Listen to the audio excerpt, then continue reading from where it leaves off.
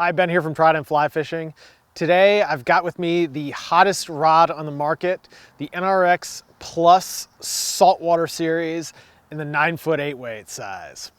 This rod won this year's Yellowstone Angler 8-weight shootout and undoubtedly is the coolest rod you can buy right now. Don't forget to subscribe to our channel so you don't miss out on any more great reviews like this one.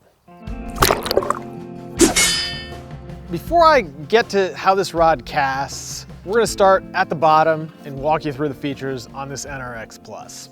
The construction here is pretty similar to what we saw on the freshwater version and has a lot of similarities with Asquith as well. It's got sort of a smallish fighting butt, double up locking anodized aluminum reel seat, and that goes into a pretty standard full wells grip. Full wells being the standard on 8 weights. This one is a little bit narrower in the bottom than it is on top, and it's actually quite a large grip. So that's something to consider for sure. If you've got small hands, this might not be the grip for you. Then it moves into a pretty standard gray blank. It's a nicely finished blank, but it's certainly not like the prettiest rod on the market.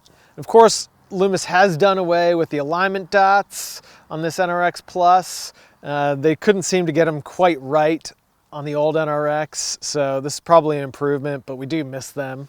And of course, we've got titanium stripping guides followed by titanium recoil snake guides. Overall, like we said with the freshwater version, nice componentry, but maybe not the absolute best of the best, which is what you'd expect given that this is not the Asquith. This new NRX Plus retails for $8.95 and of course ships for free from tridentflyfishing.com. Now we'll take it on the field and see how it casts. Starting out at our first saltwater distance of 40 feet, the NRX Plus is super accurate. I think of this as waiting for bonefish. You need to make a delicate yet really accurate presentation for that tailing fish. If you miss it, he's either not going to see it or he's going to spook, and this rod does it really well. It'd be a great rod for that scenario. As we move back to 60 feet, that's going to be our longer waiting bonefish cast or a pretty standard cast off of a skiff. And I also thought that the NRX Plus was great at that distance. You can tell that this action is just a mellow one. It's not a rod that likes a super powerful double haul, but it's just an easy to access high line speed rod. It does it really well, and it's highly accurate.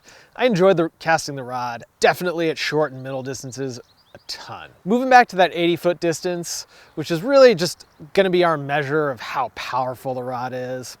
I found, ironically enough, that if I relaxed, took it easy, I could really send it. Whenever I tried to put a lot of muscle and really come down on that haul, I found I was overpowering the rod a little bit, and I think that kind of speaks to the action. It's just much more mellow than that old NRX, and it's probably, I'd call it a half step faster than the Asquith. Overall, I found the NRX Plus to be a stellar 8-weight. It really works well for a wide range of conditions. I think it could be a good salmon rod, even a good steelhead rod, all the way through some light-duty striper work.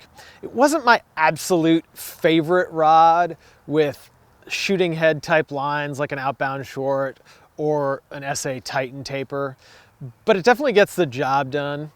And I think most fly fishermen are gonna have a mellow casting stroke that will feel really good with this rod.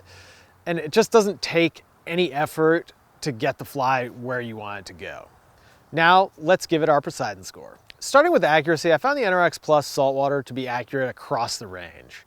The only slight caveat was at that longer distance, I felt like I personally would have liked a little bit more power and be able to push the rod a little bit harder.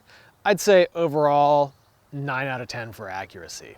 In terms of components, this rod's built pretty similarly to this freshwater version, and it's a 9 out of 10. Great components, but not absolute top of the line components. In terms of distance and power, this one's actually kind of a conundrum because On the one hand, if you don't push the rod, it's great. It's probably got more power and distance casting ability than any rod I've cast. On the other hand, if you do push it, I feel like it just doesn't like that. I'm gonna kind of split the middle and go with an 8.5 out of 10. In terms of grip, I found this grip to be a little bit funky. It's a little bit big and I've got big hands. I'm gonna give it an 8.5 out of 10. In terms of looks and workmanship, the NRX is good, but not superb. It's no Tom Morgan, and I'm gonna give it an 8 out of 10. Great production rod, but just nothing really out of the ordinary. In terms of swing weight, this comes in at about 76 gram-meters squared, which is really light for an 8 weight. And I'm gonna say it's a 9.5 out of 10. In terms of value, at $895, this is definitely an expensive rod, and it would be hard to say that you're getting tons and tons of value. But on the other hand, it is the new Loomis. It is highly desired. I'm gonna say 8 out of 10 for value.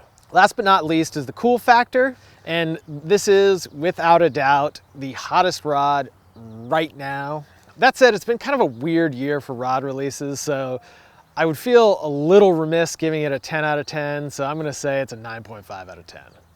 And that gives us a total Poseidon score of 70.5, which was just a half point behind the Scott Sector, and is definitely one of our top rods to date. Reflecting on that a bit, I'd say the Sector and this NRX Plus are pretty close. The Sector is a prettier rod with a little bit better componentry, whereas I felt like this rod has a little bit wider range of casting performance. Both fantastic saltwater rods, and if we ever get to take another saltwater trip, definitely you want to consider both the NRX Plus and the Scott Sector before you go. I'm Ben, thanks for watching. We'll see you next time.